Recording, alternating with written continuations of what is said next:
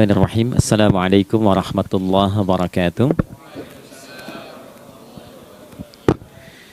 Alhamdulillah wassalatu wassalamu ala Rasulillah Muhammad ibn Abdullah wa ala alihi wa sahbihi wa man walah wa ba'd. Faya ibadallah usi nafsi wa iyyakum bitaqwallah faqad fazal muttaqun fala tamutunna illa wa antum muslimun. Faqala ta'ala ya ayyuhalladzina amanu taqullaha haqqa tuqatih wa la tamutunna illa wa antum muslimun. Keluargaku sekalian yang terhimpun di dalam Pertagas, Pertamina Gas, kita mengawali dengan bermohon kepada Allah semoga siapapun yang berada di ruangan ini atau terhubung dalam kajian ini, semoga senantiasa dijaga, diberkahi dan dilindungi dalam kebaikan oleh Allah Subhanahu wa taala. Kita doakan yang bertugas di luar kota. Tadi saya dengar info juga Pak Direktur sedang di Semarang. Semoga giatnya dimudahkan oleh Allah dan semoga diberikan keberkahan. Ada satu bagian yang penting amanat Nabi di hadis Muslim pada satu sifat kepemimpinan. Bahwa di antara sifat pemimpin dan yang dipimpin itu harus selalu membangun kekompakan dengan nilai cinta dan doa. Ini yang sering dilupakan. Nabi pernah menyampaikan dan penyampaian ini, hadis ini didokumentasikan oleh Imam Muslim dalam satu kalimat yang singkat, padat tapi mengikat. Khiyaru a'immatikum man tuhibbunahu wa yuhibbunakum. Pemimpin yang baik itu adalah pemimpin yang kalian mencintainya dan ia pun mencintai kalian. Nah, membangun cinta itu salah satu jembatannya dengan doa. Oleh karena itu, di antara doa yang dianjurkan saat Anda memulai pekerjaan, itu bukan hanya untuk pribadi, lancarkan pekerjaan saya. Tapi juga sehatkan pimpinan saya, pimpinan mendoakan sehatkan anggota saya, sehingga semua itu melahirkan sifat harmoni yang memberikan kenyamanan dan kebahagiaan dalam bertugas. Nah, izinkan saya mengawali dengan itu dulu, karena itu di antara sunnah yang seringkali terlupakan. Sehingga bekerja itu lebih banyak dilakukan dengan tekanan menyelesaikan tugas dibandingkan dengan rasa cinta untuk bisa memberikan nilai ibadah di dalamnya. Yang kedua, semoga sholat kita diterima oleh Allah Subhanahu wa taala. Nah, yang kedua ini tidak cukup dengan amin. Kita harus tahu dulu standar penerimaan itu seperti apa. Dan yang kedua, kenapa harus sholat? Ini poin pokoknya. Mengapa sih umat Islam itu cukup hanya misalnya dengan bersyahadat saja dipandang sudah berislam, lalu berbuat baik? Kenapa mesti ada sholat? Kenapa bahkan yang pokok sampai 5 waktunya? Dan jumlah rakaatnya pun diatur sedemikian rupa sampai teknisnya pun dijelaskan dengan rinci. Saking rincinya, bila ada yang menyimpang dari rincian itu, maka dianggap sholatnya tidak sah dan mesti diulang. Shallu kama ra'aitumuni usalli. Sholatlah kalian seperti kalian persis melihat aku menunaikan sholat. Dan dalam sholat inilah kemudian ada sanad yang tersambung secara ketat sampai-sampai dalam hadis Muslim nomor hadis 397. Demikian di Al-Bukhari juga diabadikan di nomor hadis 757 oleh sahabat Abu Hurairah. Sanadnya tersambung kepada Khalad bin Rafi Az-Zuraiqi, seorang yang sholat di samping Nabi tapi bermasalah sholatnya. Lalu Nabi meminta beliau untuk mengulangi sholatnya. Sampai 3 kali peristiwa itu hingga beliau berkata, ya Rasulullah au kama qala alimni ma uhsinu ghairah. Ya Rasulullah, tolong ajarkan kepadaku karena aku tak punya pengetahuan lebih dibandingkan dari apa yang telah aku kerjakan. Nah, dari dasar ini melahirkan satu pertanyaan kritis ya, dan juga perlu argumentasi yang kuat secara syariah mengapa kita menunaikan ibadah salat. Baik teman-teman sekalian, karena waktu kita sangat padat ya, kita manfaatkan sebaik-baiknya. Saya mohon izin kajian kita akan lebih fokus kepada inti materi sehingga manfaatnya lebih banyak kita dapatkan. Salat satu-satunya amalan di dalam Islam yang mencakup 4 bagian pokok dalam beragama. Jadi ketika seseorang menetapkan dirinya beragama dan ciri satu nilai agama itu bernilai benar, ya, dalam nanti kalau kita mau komparasikan atau kita riset, itu ciri pokoknya ada 4. Satu, ada aspek namanya aspek keyakinan, ya, tauhid atau akidah. Nggak mungkin kan beragama kalau nggak yakin. Ya, karena itu pasal 29 ayat kedua itu mengandung nilai keyakinan. Negara menjamin kemerdekaan tiap-tiap penduduk untuk memeluk agamanya masing-masing dan beribadah menurut agama dan kepercayaannya itu. Ya, jadi nggak mungkin kita bisa menghasilkan nilai kepercayaan dan ibadah kalau tidak ada unsur keyakinan. Atau bahasa kitanya disebut dengan iman. Ya, iman itu nanti juga dipaku dalam setiap nilai kebangsaan di konteks Negara Kesatuan Republik Indonesia. Ini yang paling membahagiakan. Jadi mau jadi pegawai apapun itu syarat, ya, salah satu syarat yang melekatnya beriman dan bertakwa kepada Tuhan Yang Maha Esa, gitu kan? Ya, kemarin saya di BPK itu ada 11 bab Romawi, 40 pasal.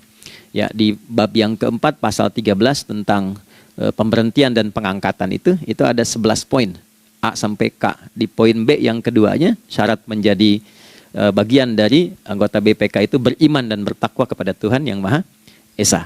Baik, di Undang-Undang Pendidikan Sisdiknas nomor 20 tahun 2003 itu kalau kita baca dari poin menimbang ada 4, di poin B-nya saja sudah ada iman. Ya, Undang-Undang Dasar 1945 mengamanatkan pemerintah mengusahakan satu sistem pendidikan ya nasional yang meningkatkan keimanan dan ketakwaan pada Tuhan Yang Maha Esa serta akhlak mulia, baru mencerdaskan kehidupan bangsa. Ya, secara singkat, satu, agama dianggap benar kalau ada doktrin keimanan, ada akidah, ada tauhidnya. Yang kedua, ada ibadahnya. Ya, sebagai pembuktian kita beriman, buktinya apa? Ya kan? Saya beriman kepada Tuhan, kita tetapkan, misalnya Allah. Apa pembuktian keberimanan kita kepada Allah? Ya, kan pembuktiannya itu mesti diwujudkan dalam bentuk sikap. Sikap itulah yang disebut dengan ibadah. Nah, konsepsi ini ada di Quran surah ke-20 Thaha di ayat ke-14. Innani anallahu la ilaha illa ana fa'budini. Ya, sungguh aku tegaskan bahwa akulah Allah, satu-satunya Tuhan yang layak dipertuhankan dan disembah. Ketika Anda mempertuhankan aku, fa'budni, maka buktikan kebertuhananmu kepadaku dengan menyembahku. Karena itu namanya Allah punya dua arti. Satu yang dipertuhankan, kan? Ilahun wahid. Yang kedua yang disembah. Ya, jadi yang dipertuhankan dan disembah. Oke. 3. Yang ketiga harus punya unsur praktikal atau implementatif dalam interaksi kehidupan. Ya, jadi bukan cuma nyembah Tuhan, bimbingan kehidupannya apa? Implementasi dari ibadah itu. Ya, ciri umat beragama itu kan bukan hanya sekedar saya yakin, beriman, saya ibadah. Terus bukti ibadah itu dibawa dalam berinteraksi hariannya seperti apa wujudnya. Ya, makanya ketika dulu orang itu jujur, orang itu bangga dengan kejujurannya bukan sebagai orang jujur, tapi sebagai muslim. Jadi ketika ditanya, kenapa Anda jujur? Karena saya muslim. Ketika ada seorang penggembala di Sahara yang sangat gersang, diuji oleh Umar bin Khattab, ingin diambil kambingnya, kan kisahnya viral kan? Baik ya? Oh, tapi ini bukan punya saya. Bilang aja pada tuan Anda, kalau kambingnya hilang satu dimakan serigala. Lantas di mana Allah? Jawaban itu yang menggetarkan kepada jiwa. Jadi kebenaran yang diungkap dengan sikap kejujuran itu implementasi nilai beragama. Nah, jadi praktek ibadah ada di muamalah. Oke, satu akidah. Akidah dibuktikan lewat ibadah, ibadah diimplementasikan dalam muamalah. Itulah sebabnya nanti seluruh bagian tubuh kita ketika digunakan untuk bersifat dan bersikap, itu ada tuntunan iman di dalamnya. Oke? Misal, saya tanya begini ya, ini mukaddimah ya, kita belum mulai nih. Saya tanya gini, apa fungsi mata? Tuh kan, sudah keliru kan? Nah, kalau hanya melihat, hewan juga melihat. Ya, coba kambing melihat, ya kan? Elang melihat. Lalu apa bedanya fungsi mata kita dengan mata hewan? Ternyata ketika kita meriset ayat-ayat Al-Quran terkait dengan fungsi tubuh kita, itu rata-rata dibuka dengan iman dulu. Quran surah 24, surah Cahaya, ayat 30 untuk laki-laki, 31 untuk perempuan. Qul lil mu'minin. Ya Muhammad katakan, viralkan pada pria-pria yang menyatakan dirinya telah beriman. Yaghuddu min absarihim. Gunakan pandangannya itu yang dibimbing oleh imannya untuk melihat yang baik saja menurut standar imannya. Jadi kalau menurut imannya tak baik, gak boleh dilihat. Karena itu ketika Anda sudah mengatakan asyhadu an la ilaha illallah, asyhadu anna Muhammad Rasulullah, kalimat itu dari lisan turun ke hati, Itu jadi cahaya ke bagian tubuh kita. Makanya ketika Anda melihat, itu ada cara pandang tertentu yang dibimbing iman. Standarnya beda dengan tanpa iman. Kalau nggak ada iman, semua mungkin terlihat. Tapi ketika ada iman, hati kecil Anda akan bicara, ini nggak baik. Palingkan. Nah, memalingkan dari yang tak baik menurut iman, itu namanya ghaddul basar. Oke? Perempuan juga begitu, setara. Wa kullil mu'minati yaghdudna min absarihinna. Dan katakan pada setiap perempuan yang menyatakan dia beriman, maka gunakan pandangan itu dengan bimbingan imannya. Ketika tak baik menurut imannya, palingkan. Ya, Anda lihat kajian di YouTube, terus ada iklan kan? Terus menurut standar iman nggak bagus, itu otomatis akan nggak suka itu. Ya, pasti dipalingkan. Ya. Anda kalau naik pesawat ya, tugas keluar tuh, pertagas tugas keluar. Kalau pramugari lagi demo tuh yang dilihat pramugarinya apa demonya dulu. Nah, iman itu akan bekerja di situ tuh. Ya, palingkan tuh. Nah, sama dari mata turun ke, jangan langsung ke hati aja, ke lisan dulu kan. Ya, ke mulut kan. Itu mulut tuh ketika digunakan fungsinya, imannya disebut dulu. Ya, Quran surah 49 ayat 11 misalnya. Ya ayyuhalladzina amanu, imannya dulu. La yaskhar qaumin qaum. Ayat 12-nya la yaghtab ba'dukum ba'dha. Hai orang-orang yang telah menyatakan beriman. Kalau pakai alladzina disebutkan 1080 kali dalam Al-Quran, itu kalimatnya diksinya singkat, padat, mencakup semua tanpa sekat. Oke, jadi kalau laki-laki, perempuan, tua, muda, besar, kecil, beda strata, duniawi, itu semua tercakup di dalamnya. Hei semua yang telah menyatakan beriman, gunakan imanmu untuk membimbing lisanmu bertutur. Kalau masih merasa punya iman, jangan gunakan lisan untuk mencela, merendahkan orang. Untuk bergibah, membuat hoax. Didetilkan oleh Nabi, kalimatnya jelas. Man kana yu'minu billahi wal yaumil akhir, falyakul khaira aw liyasmut. Siapapun. Nah, dari alladzina ketika dirinci pakai man. Ya, man itu bentuk tunggal, ya, personal, tapi maknanya general. Jadi kalau Anda, saya, kita baca ayat atau hadis ada man, posisikan Nabi sedang bicara ke kita. Ya, hei Adi Hidayat, posisikan Nabi bilang gitu tuh. Kalau engkau merasa beriman sama Allah dan yakin dihisab di hari kiamat, jaga lisanmu. Katakan yang baik dengan bimbingan imanmu, tak mampu engkau diam. Jadi cukuplah suami istri itu menggunakan satu hadis ini, pasti sakinah itu muncul dalam kehidupan rumah tangganya. Ya, itulah sebabnya kenapa sakinah didahulukan dibanding mawaddah. Hati-hati ya, Mbak, walaupun namanya sakinah nggak ada ini nggak akan datang tuh ketenangan tuh. Ya, ada yang tahu nggak rahasianya? Kenapa sakinah duluan dibanding mawaddah? Ya, 5 juta. Ya, waktu habis karena padat sekali. Maddah jamaknya mawaddah, rasa kasih yang tumbuh dari pemberian materi. Jadi kalau rumah tangga itu ingin cenderung pada kebahagiaan, boleh berbagi dengan materi. Ya, istri cemberut, ya Anda datang dengan senyuman, sayang, kenapa? Ya, ini emas 2 kilo, ya. Nah itu pasti sehat lagi tuh. Ya, itu mawaddah. Tapi maaf, walaupun Anda mapan bekerja, harta cukup melimpah, ruah, tapi tidak ada ketenangan di rumah tangga, tidak ada sakinah, maka hampa kehidupan rumah tangga itu. Itulah sebabnya kenapa di Quran sakinah lebih dulu dibandingkan dengan mawaddah. Saya tanya ibu deh, ibu pilih mana? Kaya tapi gelisah atau miskin tapi tenang? Oke. Saya paham itu. Saya paham. Suami juga sepakat semuanya. Artinya apa? Kita nggak bisa menghilangkan unsur ketenangan. Oke, itu hanya pembuktian argumentatif ya, supaya kajiannya lebih kepada argumen. Jadi ada akidah terkorelasi dengan ibadah, implementasinya di aspek muamalah. Nah, nanti cara bermuamalahnya diatur lewat akhlak namanya. Bagaimana bermuamalah yang baik? Kan Anda, maaf ya, berekspresi kepada pimpinan dengan kawan kan berbeda. Oke, kepada orang tua dengan anak kan lain. Nah, yang mengatur interaksi kita sehingga terjalin harmoni yang baik, itulah yang disebut dengan akhlak. Nah, 4 poin inilah yang menjadi inti dakwah Nabi SAW ketika diutus oleh Allah Subhanahu wa ta'ala. Memastikan 4 ini bisa optimal kita lakukan dalam kehidupan. Bonusnya yang kelima, selalu meningkatkan inovasi sehingga selalu mendapatkan hal baru dalam kehidupan. 5 ini digabungkan di Quran surah kedua Al-Baqarah di ayat 151. Kama arsalna fikum rasulam minkum yatslu alaikum ayatina. 1, Oke, wa yuzakkikum 2, akhlak, wa yu'allimukumul kitaba 3, wal hikmah 4, 5, wa yu'allimukum ma lam takunu ta'lamun.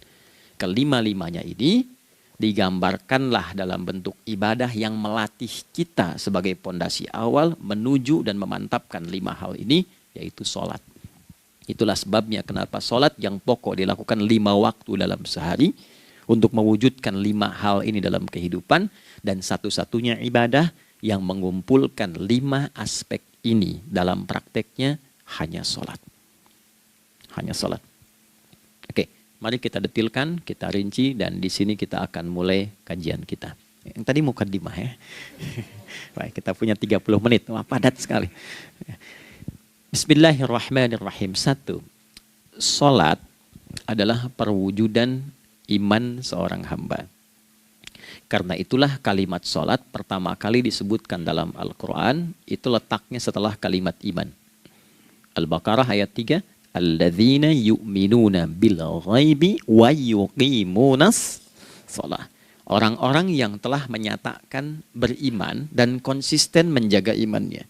Beda alladzina amanu dengan yu'minun. Amanu telah beriman.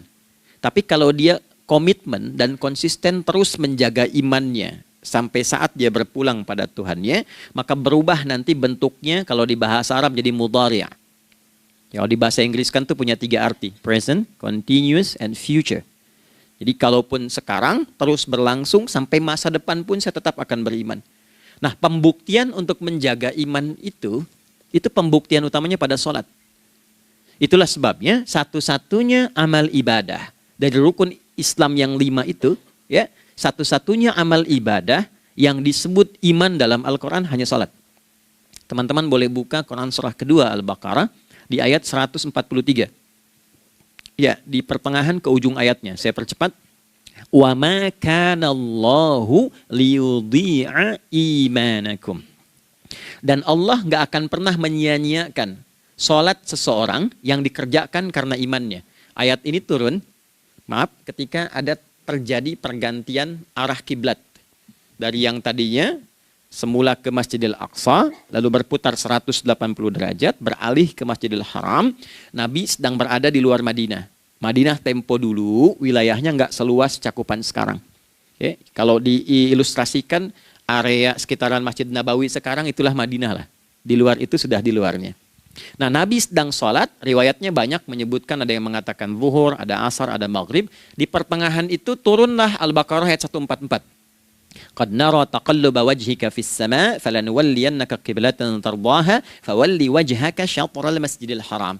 Maka berputarlah dengan turunnya ayat ini 180 derajat menghadap ke arah Masjid Al-Haram. Problemnya adalah ketika Nabi dan pengiring beliau kembali ke Madinah, area Masjid Nabawi, kan nggak semua masyarakat ikut. Maka virallah informasi itu bahwa kiblat telah beralih ke kiblat awal, yaitu Ka'bah Al-Musyarrafah. Maka penduduk panik pada saat itu. Status sholat kami yang tadi dikerjakan bagaimana? Karena sedang nggak bisa diulang, sudah pindah waktu. Maka turunlah kemudian firman Allah yang Al-Baqarah 143 itu, wa ma kana Allahu liyudhi'a imanakum. Karena engkau mengerjakan sholat itu dengan imanmu, maka Allah nggak menyia-nyiakan imanmu itu. Maksudnya apa? Walaupun arah kiblatnya tidak tahu mengarah kepada sisi yang belum berubah, tetap dihitung pahalanya sempurna karena imannya. Gitu. Nah, ini nanti yang menjadi landasan turunnya Al-Baqarah ayat 115. Walillahil masyriq wal maghrib fa aynama tuwallu fathamma wajhullah. Kalau Anda sedang tugas nanti di lapangan, lalu sulit menemukan arah kiblat. Aplikasi susah karena sinyal nggak masuk misalnya. Oke, kemudian juga matahari agak remang-remang sehingga sulit untuk terlihat patokannya. Maka dengan keyakinan, dengan iman itu, menghadaplah ke arah yang kita yakini, maka berlakulah Al-Baqarah 115. Di saat itu diterima amal ibadah kita sama dengan yang menghadap kiblat dengan dasar imannya. Oke, nah pengertian terbaliknya, mafhum mukhalafahnya, maka Nabi mengatakan, al-farqu bainal mu'min wal kafir tarkus shalah. Beda antara orang yang beriman dengan yang belum beriman adalah pada sholatnya. Jadi kalau ada orang mengatakan sudah beriman dan tidak menunaikan sholat, ini artinya keimanannya belum diakui sepenuhnya oleh Allah Subhanahu wa Ta'ala. Jelas ya? Halo, kenapa sedih begini? Maaf, saya terlalu cepat nggak? Enggak ya, baik. Jadi dalam poin ini penting pembedanya di sholat.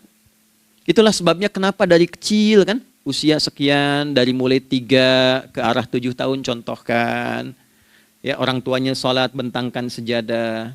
Kalau bisa kalau anak sudah mulai suka tuh kasih model sejadah yang anak-anak sukai bentuknya. Ya, dulu ada anak saya senang model mobilan, saya tidak sebutkan supaya tidak endorse gitu ya. Dikasih sejadah dengan pola itu, dia senang tuh ikutin. Kita nggak minta sholat, dia datang sendiri. Ya, nanti setelah mulai 7 tahun kan baru diajarkan dengan baik, diajak ke masjid kalau yang laki-laki. Demikian seterusnya. Ya, mengapa dari awal dituntun seperti itu? Untuk memberikan sebuah penguat bahwa penjagaan iman dimulai dari sejak dini. Ya, tapi di Indonesia saya perhatikan kelasnya sudah advance. Ya, TK sudah manasik gitu. Oke. Itu satu ya. Karena nanti kalau Nabi bilang begitu artinya akan terjadi orang mengatakan beriman tapi tidak sholat. Ya, makanya keras dari awal Nabi katakan bahwa pembeda antara orang yang beriman dengan yang baru klaim beriman itu pada sholatnya. Ya, pada sholatnya. Mengerjakan sholat maka sah status imannya, tidak menunaikan sholat maka bermasalah imannya. Itu poin yang pertama. Yang kedua teman-teman sekalian, ibadah. Kita lanjut ya. Sholat adalah bagian pokok terpenting dari ibadah. Nah, di sini kita akan mulai membuka sedikit rahasia terkait dengan aspek ibadah ini. Teman-teman sekalian, ternyata sholat ini ketika oleh Allah diturunkan dalam Al-Quran, dalam konteks penunaian ibadah, bukan berarti hanya mengkoneksikan atau mengkorelasikan hubungannya dengan iman saja, bukan. Karena saya beriman, saya buktikan ibadah nyembah Allah lewat salat. Dalilnya Quran surah ke-20 ayat 14. Innani anallah la ilaha illa ana. Aku tegaskan akulah Allah, nggak ada Tuhan yang layak dipertuhankan dan disembah kecuali saya. Fa'budni, kalau Anda telah menyatakan beriman padaku, buktikan keberimananmu dengan menyembah saya dalam ibadah. Bentuknya bagaimana ya Allah? Teruskan ayatnya. Wa aqimis sholata. Tunaikan sholat sebagai bukti ibadah. Itu li dzikri, sebagai zikir kepadaku. Jadi korelasi antara ibadah dengan iman sudah kita sebutkan dalilnya. Sekarang ibadahnya tersendiri ketika ditunaikan.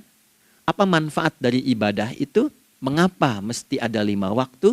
Dan apa turunan manfaatnya dalam kehidupan kita? Kalau kita mengerjakan itu, dampaknya kepada kehidupan kita apa? Nah, inilah indahnya di dalam Islam, dijelaskan dalilnya, diberikan contohnya, diberikan alasannya, dan yang paling indah, diberikan penjelasan dengan detail tentang manfaat-manfaatnya. Ini tidak ditemukan di dalam konsep keyakinan manapun. Kalau teman-teman boleh mau riset silahkan. Ada nggak satu keyakinan agama tertentu yang dari ibadahnya tuh diatur? Cara memulainya, bacaannya, detailnya, manfaatnya, waktunya, sampai dengan hasilnya, sampai kiamatnya. Ini menunjukkan bukan karya manusia. Bukan karya manusia. Kalau karya manusia setiap orang bisa buat itu. Ya, ketika ini menunjukkan bukan karya manusia, maka pertanyaannya dengan cara apa lagi Allah memberikan pembuktian pada kita bahwa Ia Tuhan yang hak yang harus kita sembah. Nah, kalau sudah paham, mari kita rincikan turunan tentang sholat ini. Kita mulai satu-satu teman-teman sekalian dari waktu sholat. Alhamdulillah. Seperti kita ketahui waktu sholat ada 5. Tapi yang sering kita dapati dari yang 5 ini tidak semua orang mengetahui tentang makna dari nama dan pembagian di waktu ini. Yuk kita mulai rincikan.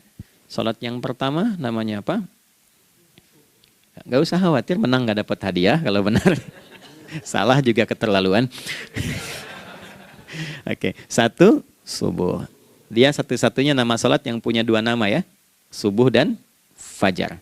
Oke, Pak Fajar, Pak waktu sholat. 2, zuhur. 3, asar. 4, maghrib. 5, isya. Oke, rumus hitungannya 24, 4, 3, 4. Ya. Rumus bilangannya 24, 4, 3, 4. Kalau mau tanya nomor koneksi dengan Allah, 24, 4, 3, 4. 2 subuh, 4 zuhur, 4 asar, 3 maghrib, 4 isya. Oke, pertanyaannya, apa artinya nama itu? Selama ini jangan-jangan kita hanya tahu namanya, tapi tidak memahami maknanya. Itu poinnya. Oke, sekarang mari kita mulai. Izin saya tidak punya kemampuan untuk menuliskan, ya, karena memang saat ini terbatas, tapi kalau diperkenankan bisa kita coba uraikan sedikit. Baik. Ya, bismillah, jazakallah khair. Mohon fokus baik-baik karena waktunya tinggal 21 menit lagi. Izin saya pastikan dulu ya supaya terlihat dengan baik. Ibu kelihatan di sana? Bagus. Saya kira tuh hanya di Sumbawa Barat. Ternyata di Pertagas pun perempuan-perempuannya imannya luar biasa. Maksudnya belum saya tulis sudah kelihatan. Imannya luar biasa. Oke, kita mulai dari yang pertama ya. 5 waktu sholat. Kita mulai dari 1 dulu. Subuh, teman-teman saya turunkan dulu ya. Izinkan saya tulis pakai bahasa Arab dulu supaya gampang. 1, dia punya 2 nama. Yang angka Arab ya. Kalau yang gini angka Hindi. Anda yang di admin di komputer pasti tahu. Ada Fajr. Kata subuh ditemukan di Al-Quran surah ke-81 At-Takwir ayat 18. Kalau keliru tolong diingatkan. Was-subhi idza tanaffas. Quran surah 81 ayat 18. Ya. Nggak usah di ilmu utak-atik ya. Oh ini kenapa 81 kalau dibalik 18? Itu cocok logi. Ya, abaikan aja itu. Ya. Fajar agak banyak di Quran terkait dengan nama sholatnya ada di Quran surah ke-17 di ayat 78. Aqimis salata liduluki syamsi ila ghasaqil laili wa Qur'anal fajr. Inna Qur'anal fajri kana masyhuda. Yuk kita mulai ke maknanya dulu. Ingat rumusnya ya. Rumusnya ini selalu begini rumusnya. Aqidah selalu punya korelasi dengan ibadah. Ibadah selalu punya korelasi dengan muamalah, interaksi harian kita. Muamalah hiasannya adalah akhlak. Nah, barulah kemudian di sini muncul inovasi dalam kehidupan, hal yang baru. Hidup ya, yang mengacu pada 2 kebahagiaan yaitu dunia dan akhirat. Ya, konsepsi ini nanti ditemukan di Quran surah ke-2 Al-Baqarah ayat 201 dan menjadi doa paling favorit umat Islam Indonesia saat ini. Rabbana atina fid dunya fil akhirati. Oke, ya cukup. Subuh. Ini rumus dasarnya. Dari akidah kita beriman, pembuktian imannya lewat ibadah sholat. Apa hubungan sholat dengan aktivitas harian kita? Subuh asalnya terkorelasi dengan kata asbah. Oke? Asbah itu asalnya sesuatu yang sudah siap dengan rencana yang matang. Baik, orang Arab tuh kalau bertanya begini, kaifa asbahta ya akhi? Kaifa asbahti ya ukhti? Bagaimana kabarmu di pagi ini? Itu bukan hanya nanya kabar kesehatan. Beda dengan kaifa haluk, beda. Ya, itu bertanya bagaimana kabarmu hari ini, aktivitasmu bagaimana? Lancar, sudah siap, planning bagus, dan sebagainya. Ya, itulah sebabnya ketika Allah bersumpah dengan awal waktu, penandanya adalah planning kegiatan. Ya, was-subhi, dan aku bersumpah demi waktu subuh, awal mula untuk berkegiatan, idza tanafas, apabila sudah mulai bergerak, bersamaan dengan nafas yang keluar itu, maka sudah jelas rencana yang dibuat. Ya, jangankan kita, semua alam itu, semesta itu seluruhnya bukan hanya bertasbih, tapi beraktivitas dalam tasbihnya. Di waktu subuh, matahari sudah mulai bersinar kan? Ya, dan sinarnya mengambil manfaat loh. Mengandung nilai manfaat, memecah keheningan malam dan menghilangkan kegelapannya. Gelap mulai hilang, datang kemudian sinar yang memberikan kita bimbingan untuk beraktivitas. Tumbuhan dimulai waktu itu sudah mengeluarkan oksigen, menyerap karbon dioksida. Saya waktu di Utrecht, di Delft di Belanda, ya, saya coba ingin membuktikan. Kan adzan nggak terdengar keluar ya. Jadi sebelum waktu subuh itu saya keluar, kebetulan flatnya waktu itu dekat area hutan yang agak rimbun, enak gitu, udaranya bagus. Itu sebelum subuh terasa karbon dioksida. Walaupun cuma beda hampir 1 menit. Tapi begitu masuk waktu subuh, keluar kesegaran yang luar biasa. Oksigen yang keluar. Ya, ini kan nggak mungkin kalau kuasa Allah tuh nggak mungkin terjadi seperti ini kalau bukan kuasa Allah Subhanahu wa taala. Tapi poinnya adalah yang bicara begini Quran. Nah, sekarang yang ingin saya katakan adalah Alam semesta dalam konteks seperti matahari, kemudian tumbuhan, binatang, ayam bahkan mulai berkokok, punya planning yang teratur. Masa kita makhluk yang dihisab tuh nggak teratur? Nggak punya perencanaan? Maka subuh itu mengajarkan kepada kita, jangan sampai ada orang Islam yang punya keimanan, lalu menunaikan sholat, diajarkanlah oleh Allah, setiap masuk subuh itu harus punya agenda yang jelas. Planning yang terukur. Jangan terjadi mengaku muslim, beriman, tapi nggak jelas perencanaan hidupnya. Jam 7 mau di mana? Jam 8 kerjakan apa?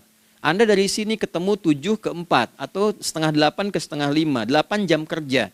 Oke? Berangkat jam berapa? Petakan di jalan macetnya di sebelah mana? Ukur sampai kantor tiba jam berapa? Apa yang mau dikerjakan di kantor? Itulah Islam, itulah subuh. Sehingga tidak ada satupun orang Islam di era Nabi mengajarkan beraktivitas kecuali terukur dan teratur. Bahkan Nabi memulai itu evaluasinya di malam hari. Sehingga turun di antara surah Al-Insyirah itu ada ayat yang tegas mengatakan di ujungnya, فَإِذَا فَرَغْتَ فَانْصَبْ. Evaluasi yang telah berlalu di malam hari, evaluasinya menyeluruh sampai ke zikirnya. Dicatat nih, ya, aku hari ini secara spiritual itu, mohon maaf, sholat jamaahnya berapa waktu tuh? Dari 5. Oke? Misalnya dari 5 itu cuma 4, berarti koreksi ada yang kurang. 1, ya. Yang kedua, secara intelektual sudah berapa bacaan yang dibaca saat ini, ilmu yang ditingkatkan, mensyukuri anugerah akal dan sebagainya. Bekerja sempurna enggak? Turunkan ibadahnya bagaimana? Ketika ada yang kurang, istighfari. Ya, sebagai seorang ayah, ada enggak sesuatu yang salah yang dilakukan belum sempurna? Sebagai seorang ibu, anak dan sebagainya, istighfar. Itulah sebabnya sebelum tidur Nabi ajarkan istighfar. Yang kita tahu 70 kali kan, 100 kali. Yang saya tanya, 1 ke 70 itu istighfar apa saja? Apakah hanya bilangan di lisan? Atau dari lisan diingatkan oleh pikiran, ditembuskan ke hati? Istighfar sebagai seorang ayah yang kurang maksimal melihat anak dengan baik. Anda boleh punya jabatan di kantor, boleh direktur, boleh manajer, boleh macam-macam. Tapi ketika Anda pulang, Anda seorang ayah. Saya di Timur Tengah disebut syekh, di sini dipanggil kiai, dipanggil ustadz. Pulang ke rumah, anak saya nggak kenal itu semua. Anak saya nggak peduli itu semua. Belum pernah seumur-umur saya mengajar, lalu saya pulang, anak saya menunggu depan pintu dan memanggil, kiai. Tidak ada. Dia ingin ayahnya. Oke. Kenapa nggak kita hadirkan istighfar pertama kita itu karena kita kurang perhatian. Kurang perhatian kepada anak misalnya. Saya kalau pulang tengah malam dan semua tertidur, saya lihat satu-satu. Perbaiki cara tidurnya, doa, lihat satu-satu, minta ampun sama Allah. Dan ya kadang sebelum mengalirkan air mata kita nggak bisa tidur karena nggak tahu nanti ketemu lagi nggak di akhirat tuh. Ya, itu poin yang paling penting. Nah, jadi istighfar pertama tuh untuk diri kita ketaatan pada Allah, untuk diri kita sebagai anak pada orang tua, sebagai suami punya tanggung jawab istri atau sebaliknya, demikian seterusnya. Nah itu kalau sudah kita bisa lakukan, dievaluasi, direncanakan besoknya. Fa'idha faragta fansab, direncanakan lagi yang berikutnya, besok mau ngapain, tulis malam. Kalau kita biasakan begitu, tidurnya enak. Karena nggak ada beban, damai hidupnya. Dengan teman damai kalau ada perselisihan sebelum tidur. Ya, jadi nggak ada orang mengigau itu masalah-masalah kehidupan dunia yang belum tuntas. Ini dunia saat terjaga bermasalah, saat tidur pun masih bermasalah. Gara-gara kamu nih, kapan istirahatnya? Ya. Nah, ketika kita bangun dari subuh itu, maka rencana yang sudah kita siapkan itu, teman-teman sekalian, dibawa menghadap Allah supaya minta kemudahan, minta kelancaran, minta pendampingan, minta bimbingan. Itulah sebabnya kita dipanggil sholat di awal waktu, supaya rencana yang sudah kita siapkan itu minta taufiknya, persetujuan dan perlindungan dari Allah. Inilah yang menjadikan rahasia umumnya para sahabat memulai berkegiatan sejak dari masjid. Teman-teman boleh riset deh hadis-hadis tentang sholatnya sahabat dan kaitannya dengan syuruk dan pekerjaan. Rata-rata memulai dari masjid. Mereka tungguin, evaluasi, begitu siap, syuruk, minta sama Allah, berangkat. Saya mau kasih satu rahasia ya. Boleh jadi ijazah tapi ini diantara kita aja ya. Anda boleh lakukan, berangkat ke masjid itu dengan baik. Terus minta misalnya, ya Allah, Kau perintahkan aku untuk berikhtiar, sekarang aku lakukan. Kau perintahkan aku untuk merencanakan, sekarang aku ikhtiarkan. Mohon lindungi, mudahkan, dan berikan bimbingan terbaik untuk mendapatkan hal yang wajar, halal, baik, dan kau ridhai. Anda berangkat. Pulang, Sebelum nyampe rumah, mampir dulu ke masjid. Masjid terdekat dari rumah aja. Sholat 2 rakaat, gitu. Ya, sholatnya bisa sholat wudhu, tahiyatul masjid, dan sebagainya. Setelah itu pulang. Doa dulu habis sholat. Ya Allah, aku telah berikhtiar seperti apa yang telah Engkau perintahkan. Sekarang aku memohon rizki darimu seperti apa yang telah Engkau janjikan. Kalau dengan semua ikhtiar ini belum cukup menurunkan rizki darimu, maka mohon tunjukkan padaku saat ini dengan cara apa lagi aku mesti berikhtiar. Oke? Silahkan Anda pulang dengan suasana itu ke rumah. Dan lihat apa yang terjadi. Rasakan bedanya, bedakan rasanya, dan pasti terasa bedanya. Gak ada kesan yang lain pada jiwa. Jadi yang dibawa ke rumah itu bukan aura kantor. Bukan aura jalan yang macet. Tapi ada ketenangan, kenyamanan, dan kenikmatan. Kalau teman-teman mau pakai sunnah sahabat ini dalam dunia pekerjaan. Dan Anda lakukan coba sehari ini saja. Rasanya pasti beda. Ya, ini bagian pertama. Nah, ketika kita ingin datang menghadap Allah. Dan mulai membawa rencana kita kan perlu isyaratnya kan. Kapan dimulai? Gak bisa tiba-tiba saya bangun jam 3 langsung sholat subuh, kan tidak begitu. Ya kan? Mesti ada satu sinyal dulu, yang dari sinyal itu ada feedback pada diri kita untuk merespon, gitu kan? Nah, pancaran respon atas sesuatu yang memancar akibat satu hal yang terjadi, kalau di gaya itu kan kalau ada gaya gerak, gaya dorong kan? Ya, kalau nggak salah F1 sama dengan F2 kan? Nah, gaya gerak sama dengan gaya dorong. Geraknya dikit, bunyinya kecil kan? Kencang bunyinya. Kencang. Terus ada F berbanding lurus dengan P, hukum Pascalnya. Gaya berbanding lurus dengan tekanan, kan? Semakin banyak gaya semakin tertekan. Nah, respon yang muncul ketika ada satu misalnya gaya, tapi responnya sifatnya materi sifatnya. Ya, misal kalau Anda mau mengebor air, kan? Kemudian keluar terpancar tuh dari bawah itu keluar misalnya air. Nah, itu namanya infajar. Infajar. Dalilnya Quran surah kedua ayat 60. Wa idzistasqa Musa liqaumihi faqulna idrib bi'asakal hajar fanfajarat min husnata asyrata aina. Nabi Musa kata Allah itu kaummu 12 suku minta mata air. Dan enggak tanggung setiap sukunya minta satu, katanya supaya enggak rebutan. Maka Allah firmankan, pukulkan tongkatmu yang kayu. Lihat diksinya detail sekali. Pukulkan tongkatmu yang kayu ke batu itu, maka batu itu akan terbelah dan mengeluarkan pancaran 12 mata air. Ya, tongkat kayu dipukulkan ke batu, batunya yang hancur.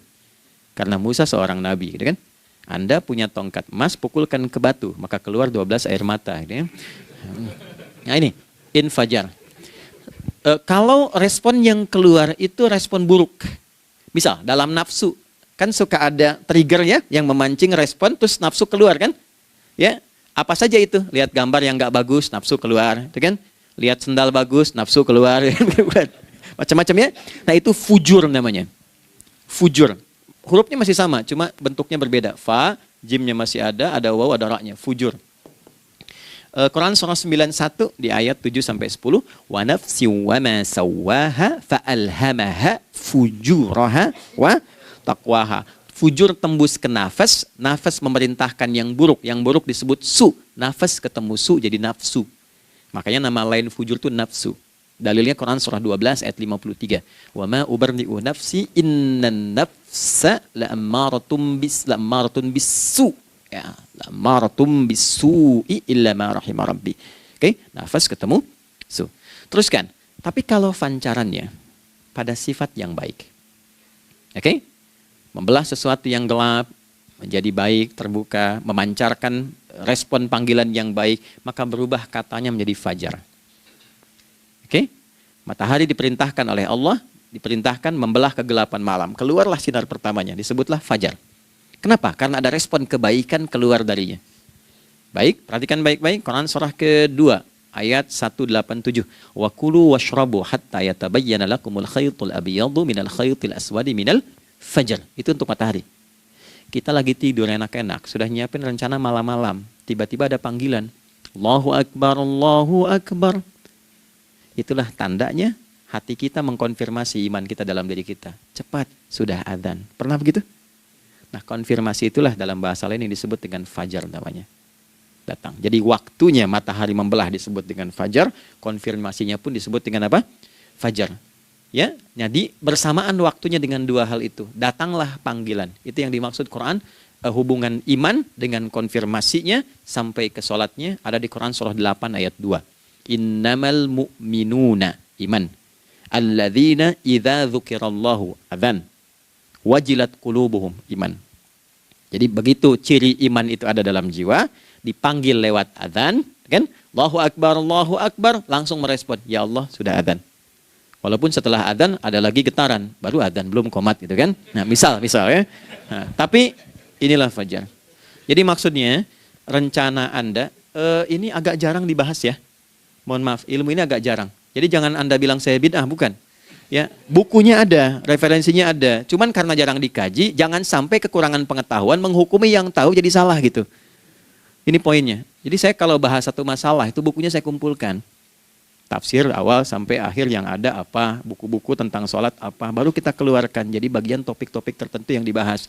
Problemnya ketika membahas tentang ibadah cuma dua.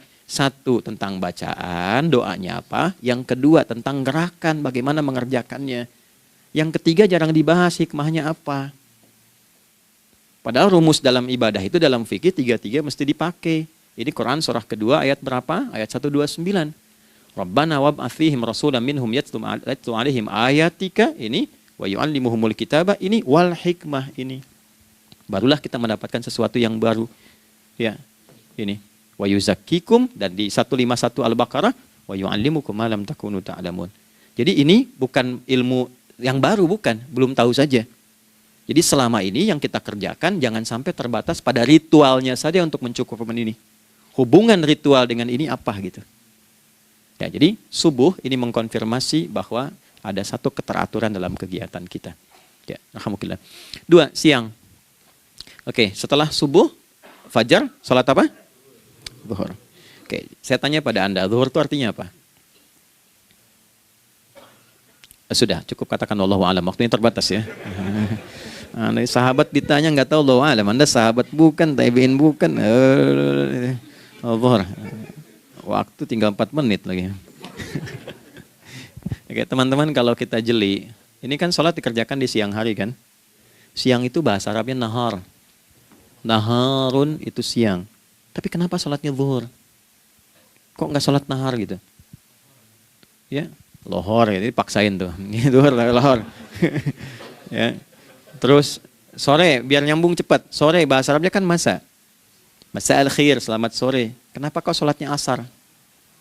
Kok sholatnya namanya asar? Oke. Maghrib, isya.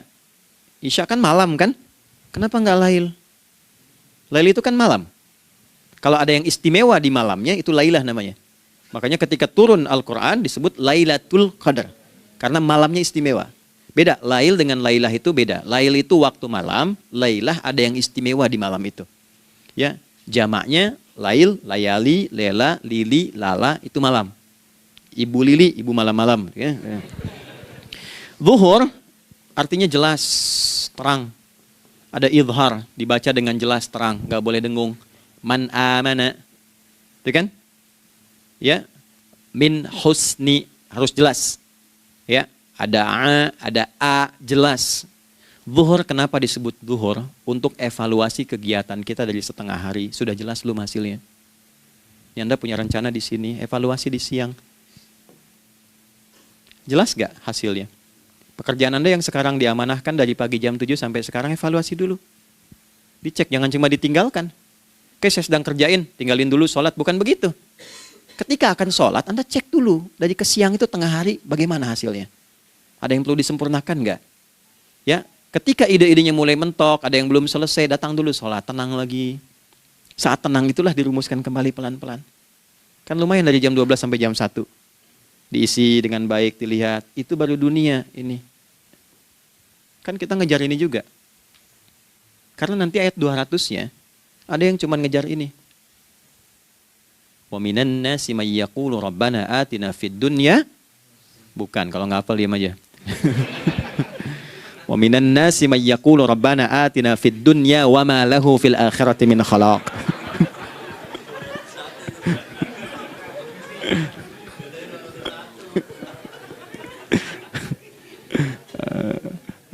Paham kan? Dan di antara manusia ada yang fokusnya hanya dunia yang dikejar, sehingga nggak kebagian akhiratnya. Padahal dia tahu dia mau pulang. Yang lebih aneh lagi, pengen pulang surganya Firdaus dekat dengan Nabi. Tapi tiap hari kerjakan dunia lagi, berangkat gelap, pulang gelap, terus meninggal gelap juga. Kan repot. Nah, maka mesti investasi kan. Anda kalau tugas keluar kan, apalagi keluar negeri kan hukumnya beda. Bekalnya pun tidak sama. Anda tugas ke Amerika, mata uangnya sudah beda, hukumnya sudah beda. Terus pengen pindah ke alam barzah, pengen hukumnya sama dengan dunia, mustahil. Ya, makanya dimensinya beda, keadaannya tidak sama. Baju yang dipakai kan beda. Barang-barangnya nggak sama. Makanya disebut telah meninggal dunia, meninggalkan semua yang melekat pada dunia. Pindah ke alam lain, persiapan menuju titik akhir yang tidak ada ujungnya lagi. Nggak ada pembuka lagi. Jadi sudah ujung begini, nggak ada ruang lagi yang lain. Itu akhirat namanya. Makanya di sini cuma 2 pilihannya. Kalau nggak ke surga, nah itu. Ya. Apa investasi yang ada di sini? Maka siang itu dicek dulu. Pekerjaan jadi ibadah nggak? Tadi niatin ibadah nggak waktu berangkat dari rumah? Kan? Waktu ngetik, waktu ngerjain di kantor, jadi ibadah nggak? Kalau ibadah, Anda nggak mungkin berbuat kriminal. Anda nggak mungkin berbuat maksiat. Nggak mungkin nipu, nggak mungkin nyogok. Nggak mungkin korupsi. Kan lagi ibadah. Nggak mungkin curang. Kan lagi ibadah. Anta budallaha ka'annaka tarah. Anda itu mengerjakan segala hal sebagai ibadah, merasa diawasi Allah. Fa in lam takun tarah fa innahu yarak. Kalaupun Anda merasa nggak melihatnya, Anda yakin Anda dilihat. Itulah kerja pakai iman, maka ini di bawah akidahnya. Jangan ditinggalkan.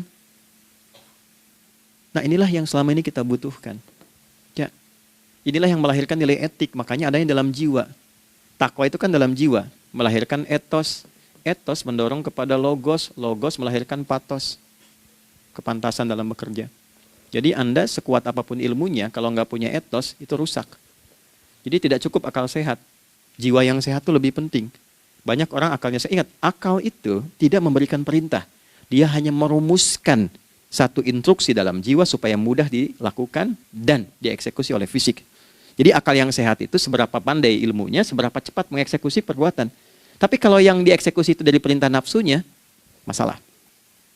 Habis saja waktunya tuh. Ya. Ini gimana ini? Tolong jawab loh. Nah, teman-teman karena sudah habis waktu jam 1, kita baru zuhur ini. Nah, yang paling menarik itu gini, yang paling menarik kalau ada orang belum sadar sampai zuhur tentang akibat kehidupan ini, maka muncullah asar. Apa asar itu? Kenapa mesti disebut dengan asar? Dan apa manfaat istimewanya asar kepada jiwa kita? Itu di kesempatan lain kita akan bahas. Teman-teman, waktunya sudah habis ya. Saya menghargai Anda, kan tidak boleh juga saya ngajarkan tapi mengambil yang sesuatu yang tidak tepat ya. Kita buktikan keimanan kita dengan mengerjakan amanah pekerjaan di tempat ini dengan baik, waktu digunakan dengan baik. Kita saling mendoakan supaya semua kita dijaga oleh Allah Subhanahu wa taala.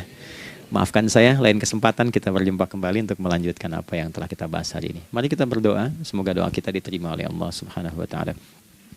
اللهم تقبل منا إنك أنت السميع العليم وتب علينا إنك أنت التواب الرحيم نحمدك كما علمتنا أن نحمدك ونشكرك شكرا كما علمتنا أن نشكرك أنت المقدم وأنت المؤخر بيدك الخير إنك على كل شيء قدير. Ya Allah, kami memujimu seperti Engkau mengajarkan kami untuk memuji dan bersyukur atas segala nikmat-Mu seperti Engkau bimbing kami untuk mensyukuri segala nikmat-Mu.